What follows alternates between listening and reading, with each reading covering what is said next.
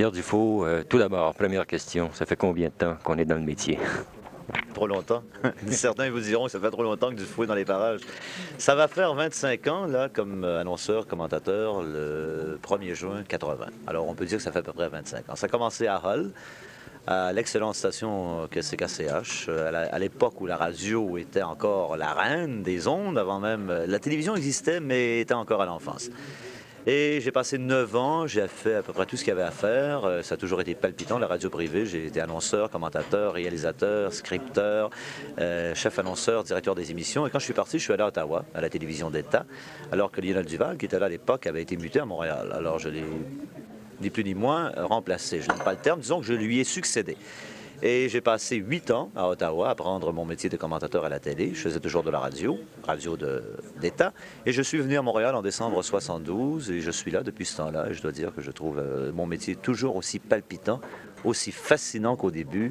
Je pourrais dire même que j'aimerais pouvoir le continuer pendant un autre 25 ans. Maintenant, on sait que Pierre Dufault est quand même attaché beaucoup au football et s'intéresse énormément à ce genre de sport. Pierre Dufault a débuté comment au football? Comment c'est venu cette idée du football, cette maladie, si on veut? Oui, c'est une maladie. Maladie comme participant ou comme commentateur? Comme participant et comme commentateur également. Bon, alors j'ai joué au football comme tous ceux qui fréquentaient l'école parce que je suis natif et élevé à Ottawa. J'ai joué au football dans la rue comme tout le monde, un peu comme les petits gars jouent au hockey dans la rue ou à la patinoire du coin. Et quand je suis allé à l'Université d'Ottawa, c'était un des sports principaux du programme sportif et j'ai joué au football là. J'ai joué aussi dans des équipes juniors, municipales. J'ai toujours beaucoup aimé ce sport et je suis les Rough Riders d'Ottawa, une équipe professionnelle depuis 1948. Alors ça fait, je suis dans ma 32e année d'intérêt. Comme commentateur, je l'ai toujours suivi assidûment quand j'étais à Ottawa comme commentateur, sauf qu'on ne faisait pas de description. Et quand je suis arrivé à Montréal, à Radio-Canada en 73, j'ai été quand même assez chanceux. J'ai hérité de ce reportage des matchs de la Ligue canadienne de Richard Garneau, qui en avait assez à ce moment-là et qui devait accorder plus de temps à la préparation de ces matchs de hockey, à la soirée du hockey. Alors je fais ça maintenant pour une 7e année, le football à la télévision. C'est vraiment une obsession. Maintenant, Pierre, on a eu une allocution lors d'un récent dîner pour les anciens patriotes au football. Ce qui m'a particulièrement impressionné, c'est au niveau, au moment où tu as parlé, des Québécois qui ne connaissaient pas nécessairement le football. Est-ce qu'il y a peut-être une solution qui pourrait être facile, simple à apporter, afin que le simple amateur de football, on suit peut-être le football, mais on ne le connaît peut-être pas. Est-ce qu'il y a une façon assez simple de le connaître?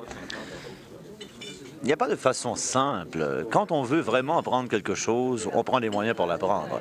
Si, par exemple, un patron dit à sa secrétaire, « Bon, vous allez être muté, je sais pas moi, à Londres ou à Madrid, et vous gagnerez 4 fois plus de salaire. Mais pour ce faire, il faudra apprendre la langue du pays. » Alors l'apprendre, Yvan, ça veut dire regarder le football attentivement à la radio, l'écouter à la radio, le regarder à la télévision, suivre les reportages et écouter attentivement les analyses faites par les experts tels Pierre Dumont et d'autres. Toutes les combinaisons possibles. Un peu comme si vous preniez de 1 à 7, c'est 7 chiffres, et que vous faisiez des combinaisons.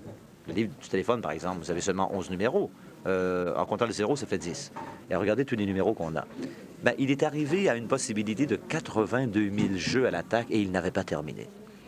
Alors, il y a beaucoup de subtilités, beaucoup de raffinements, beaucoup de variantes dans les possibilités de jeu.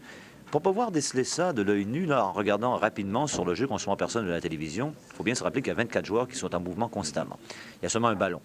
Il y a une attaque et une défense. Tout voir, c'est impossible. C'est pour ça que les experts, les entraîneurs, les analystes regardent attentivement et pillent tous les moindres mouvements des joueurs à l'aide de films ou de rubans magnétoscopiques qu'on fait jouer, rejouer et rejouer et au ralenti, à l'extrême ralenti pendant des heures. Et c'est la seule manière de pouvoir dire 3 jours plus tard, tel joueur dimanche dernier n'a pas bien joué, ou tel joueur a mieux joué que les gens pensent, ou tel joueur n'était vraiment pas coupable sur ce jeu, il tentait de sauver ou d'aider son camarade là, qui s'était fait prendre. Évidemment, lorsqu'on parle d'apprendre peut-être le football, il y a peut-être une base de ça. Peut-être le football amateur que les gens pourraient s'intéresser beaucoup plus. Ben, c'est à la base de tout, Yvan. Tout joueur, tous ceux qui ont joué au football, qu'ils soient professionnels ou amateurs, il fallait qu'ils commencent quelque part. On ne devient pas expert en football du jour au lendemain. Moi, ça fait 32 ans que je suis ça de près. J'ai joué pendant plusieurs années. Et je constate encore aujourd'hui qu'il y a beaucoup de choses que je ne comprends pas. Non pas que je ne comprends pas, mais que je ne saisis pas immédiatement. C'est seulement qu'après analyse, après en avoir discuté, après réflexion, qu'on se rend compte que le commentaire fait durant le reportage n'était peut-être pas vraiment le bon. Il fallait faire la nuance. Souvent, on est émotif, on est impulsif, on est un peu partisan quand on décrit un match et on dit « Ah, il se produit telle chose, c'est la faute de tel joueur. » Toutes les indications sont là pour nous laisser croire que c'était bien ça. Alors qu'après réflexion, on s'est dit « Oui, mais il a fait ça peut-être parce que... » Et ce n'est qu'après analyse et commentaires et discussions avec les entraîneurs et les joueurs en question qu'on se rend compte qu'on avait tort ou qu'on avait raison. C'est un jeu compliqué. Évidemment, lorsqu'on parle de football amateur, les gens nous disent oui, mais il n'y en a pas tellement de football amateur au Québec. Qu'est-ce qui fait qu'il n'y a pas de football amateur au Québec? Les Européens nous posent la même question quand ils nous demandent pourquoi on ne fait pas plus de soccer. C'est pas une tradition. On ne peut pas blâmer les Québécois, c'est pas un reproche qu'on leur adresse, c'est une constatation. Si on voit que les Québécois francophones ne s'intéressent pas au football, c'est donc qu'ils ont d'autres préoccupations. Pourquoi sont-ils si connaisseurs et si experts en hockey, en baseball et en d'autres sports, et pas au football? Et on dit, ben oui, mais ils devraient connaître ça, le football. Tous les anglophones le jouent en Ontario, dans les Maritimes, aux États-Unis. On est entouré de joueurs de football. Pourquoi est-ce qu'on ne connaît pas ça au Québec? Ben, c'est parce que les Québécois, il faut bien le dire, sont peut-être moins intéressés.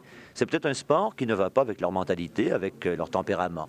Ils se disent, c'est beau à regarder, jouer, c'est peut-être trop compliqué. Et il n'y a jamais vraiment personne qui s'est donné le mal là, de diffuser le football. Quand je dis diffuser, je le dis entre guillemets, à travers la province et à éduquer les jeunes. Ça ne fait pas partie des programmes sportifs dans les écoles primaires, secondaires, universitaires, collégiales, avec quelques exceptions. Trois-Rivières est une forteresse de football, mais Trois-Rivières, c'est pas le Québec.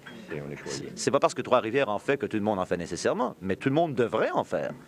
C'est là qu'est le problème, Yvan, je pense. Et tôt ou tard, avec la popularité des Alouettes, le stade olympique, la télévision, la radio, je pense que ça va être laborieux, ça va être long. Mais en temps et lieu, j'espère, je le souhaite ardemment, que le football devienne aussi populaire, tant du point de vue pratique, là, que de regarder le sport à la télévision, ou l'écouter à la radio ou en personne, que le hockey ou le baseball. On sait que le football est un sport qui coûte énormément cher, tant au côté équipement et tout. Est-ce que l'avenue d'un joueur comme Tom Cousineau, avec les Alouettes de Montréal, n'est pas sans faire peur aux amateurs et aux organisateurs ou aux personnes ressources qui pourraient éventuellement s'occuper de football? Oui, ça fait peur aux joueurs canadiens. Je sais, pour l'avoir entendu de mes oreilles et pour le constater de visu, c'est évident, ça saute aux yeux. Lorsque Tom Cousineau est arrivé à Montréal et qu'on a annoncé à grand renfort de publicité qu'il allait gagner 180 000 ou 200 000 par année, alors qu'un joueur comme Peter Delariva ou Larry Smith et Wally Buono et tous les bons joueurs canadiens gagnent à peine 35, 40 ou 45 000, 50 000, c'est à peu près le plafond pour un joueur canadien. Le joueur se dit, ben voilà, moi j'ai joué 7 ans, 8 ans pour cette équipe. J'ai aidé cette équipe à amener 60 000 spectateurs au stade olympique. J'ai aidé cette équipe à gagner 2-3 Coupes Grey, à 7-8 championnats. Et je gagne 4 fois moins qu'un joueur de 21 ans qui arrive des rangs collégiaux, supposément le meilleur secondaire aux États-Unis, c'est approuvé. C'est évident qu'on se sent mal. On dit, pourquoi que les Américains sont si importants et que nous, on ne l'est pas? Bon. Écoutez, c'est pas par hasard que tous les entraîneurs des équipes de la Ligue canadienne de football sont des Américains. Les Américains pensent comme des Américains. Ils arrivent au Canada et se disent, bon, ben, le règlement dit qu'il faut avoir 18 joueurs canadiens. Bon, ben, on aura 18 joueurs canadiens. Mais on va tenter de trouver les meilleurs Américains pour tenter de combler les carences occasionnées par le manque de talent chez les Canadiens. Ce qui n'est pas toujours vrai. Les Américains ont plus d'entraînement, sont mieux entraînés, sont meilleurs que les Canadiens. Je parle des Québécois comme des Manitobains, comme des Ontariens. Bon, ça, c'est acquis. Sauf que les entraîneurs américains ne font pas grand-chose pour aider les entraîneurs canadiens à développer du talent canadien. Or, quand on trouve finalement un bon joueur, qu'est-ce qu'on fait? On le sort de l'Université de Trois-Rivières ou d'Ottawa ou de Moncton ou de Winnipeg. Puis on l'envoie où? Aux États-Unis pour faire ses études avec une bourse. Là-bas, on s'en occupe comme si c'était la chose la plus importante. S'il a du talent, on l'a dit, pour le bien du joueur et de l'université pour sa bonne réputation, ce joueur va devenir très bon. Lorsqu'il atteint l'âge de la graduation, qu'il obtient son diplôme, il est libéré et vient tenter sa chance au Canada. S'il réussit, on dit que c'est parce qu'il a eu son entraînement aux États-Unis et à 90 % du temps, c'est vrai. Or, on n'a pas de bons entraîneurs au Canada, on en a de bons, mais comparables aux Américains, non.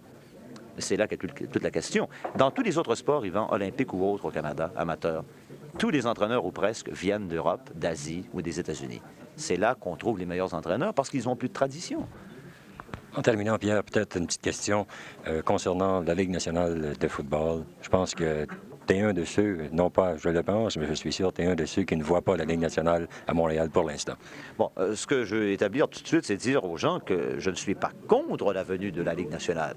Je dois dire aussi que je ne suis pas pour. Je suis absolument indifférent. Ce que je dis, c'est que même si la Ville de Montréal veut à tout prix une concession, que les amateurs le désirent et que les journalistes claironnent sur tous les toits que c'est la chose à faire, moi, je n'y crois pas pour la simple raison que la Ligue nationale n'est pas intéressée à venir à Montréal. Pourquoi? Parce qu'il y a d'autres villes américaines à satisfaire avant de venir à Montréal. Si jamais ça se produisait qu'on allait outre-frontière, il y aurait, je vous jure, une révolution au sein des villes intéressées qui attendent depuis des années pour obtenir une concession. Et l'argent, c'est pas un problème pour les Américains, ils en ont.